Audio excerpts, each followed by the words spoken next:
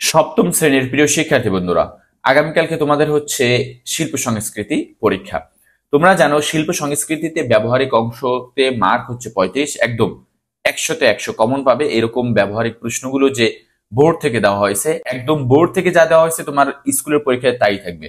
সুতরাং তোমরা এই ভিডিওটি দেখতে থাকো। তথ্য অংশেরও উত্তর সহ আমরা আলোচনা করব। আমরা একটু দেখি, এক কথায় উত্তর দাও, অতি সংক্ষিপ্ত প্রশ্ন, 15 মার্ক। মুক্তিযুদ্ধ নিয়ে আঁকা, এখানে বলছে 1 নং প্রশ্ন, মুক্তিযুদ্ধ নিয়ে আঁকা 2টি পোস্টারের নাম লিখো। একটা হচ্ছে বাংলার মায়েরা মেয়েরা সকলেই মুক্তি যোদ্ধা, 2 হচ্ছে সদা জাগ্রত মুক্তি বাহিনী। বাংলাদেশের জাতীয় পতাকার নকশাকার কে? আমরা জানি শিল্পী কামরুল হাসান, শিল্পী কামরুল হাসান।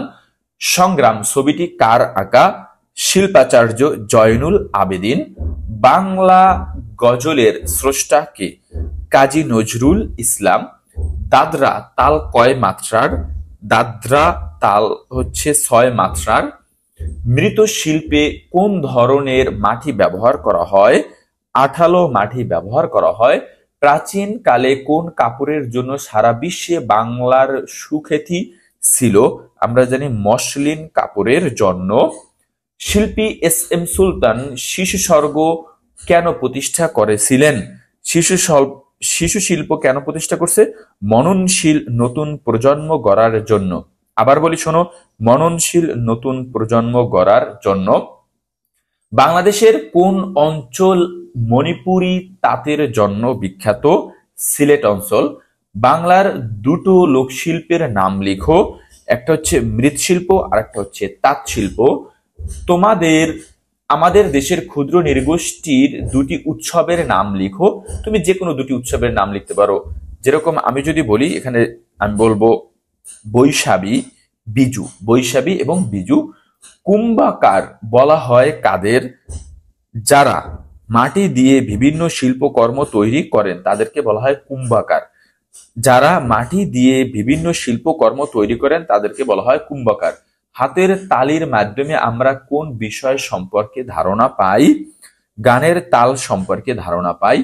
2টি শিল্প ভিত্তিক পেশার নাম বলো। এক হচ্ছে কামার, 2 হচ্ছে তাঁতি। কামার এবং তাঁতি। বাঁশ ও বেতের তৈরি 2টি ব্যবহার সামগ্রীর নাম লিখো। যেরকম বাঁশ দিয়ে তৈরি করা হয় মই, কুলা, হাজি ইত্যাদি। তাহলে আমরা উত্তরটাও দেখলাম না, বলো। আচ্ছা, এরপরে আমরা আলোচনা করব অতি সংক্ষিপ্ত প্রশ্ন, যেগুলোর সবগুলোই উত্তর দিতে হবে তোমাকে। যে কোনো 4টি প্রশ্নের উত্তর দিতে হবে 5টি থেকে। বাংলাদেশের জাতীয় পতাকার রং 2টির অন্তর্লিখিত তাৎপর্য লিখো। অর্থাৎ গোল বৃত্তাকার লাল অংশের অনুপাত এবং সবুজ অংশ, এই অনুপাত কেমন হবে এই সম্পর্কে বিস্তারিত আলোচনা করবা। পটুয়া নামে কোন শিল্পীকে ডাকা হয়? তাকে কেন পটুয়া ডাকা হয়? শ্রম ভঙ্গি কি? আলপনা কি? এবং ফুটি কার্পাস দিয়ে তৈরি সুতো বোনা কোন কাপড়ে বাংলার গৌরব বৃদ্ধি করেছিল? এটা হচ্ছে তোমার অতি সংক্ষিপ্ত। এখানে হচ্ছে মার্ক হচ্ছে তোমার 4×5 20 মার্ক হবে এখানে তোমার। এরপরে আমরা দেখব রচনামূলক প্রশ্ন। 2টি দিতে হবে, 4টি থাকবে, 2টা দিতে হবে। তুমি যে কোনো 2টা দিতে পারো, তোমার জন্য এটি আরো সহজ হয়ে গেল। কার নেতৃত্বে বাংলাদেশের জাতীয় পতাকার নকশা করা হয়? জাতীয় পতাকার মর্মার্থ ব্যাখ্যা করো। এখানে 2টা প্রশ্ন উত্তর দেবা, 10 দ্বিগুণী 20 মার্ক পাবা। মৃৎশিল্প কিভাবে মাটি প্রস্তুত করতে হয়? এস.এম. সুলতান তার ছবি কি কি বিষয়ে ফুটিয়ে তুলিয়েছেন তা ব্যাখ্যা করতে হবে। মুক্তিযুদ্ধে শিল্পী সমাজের অবদান ব্যাখ্যা করো, খুবই গুরুত্বপূর্ণ। মুক্তিযুদ্ধে শিল্পী সমাজের অবদান।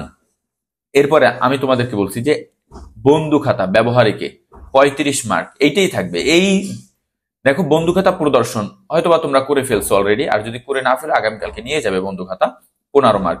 এবং যে কোনো একটি কার্যক্রম করে দেখাও। মুক্তিযুদ্ধ ভিত্তিক একটি চিত্র অঙ্কন করতে পারো, অথবা দেশাত্মবোধক গান নাচ হতে পারে, অথবা মুক্তিযুদ্ধের উপর যে কোনো বিষয়ে একটি অভিনয় বা কবিতা আবৃত্তি করতে পারো। এইটাই কিন্তু মূলত থাকবে, এর বাইরে কিন্তু থাকবে না। তার মানে ব্যবহারিক অংশ তোমাদের জন্য নির্ধারিত। এইটাই হচ্ছে ব্যবহারিকের জন্য আগামীকালকে প্রস্তুত নিয়ে যাবা। এই হবে আগামীকালকে তোমাদের শিল্প সংস্কৃতি পরীক্ষার প্রশ্ন।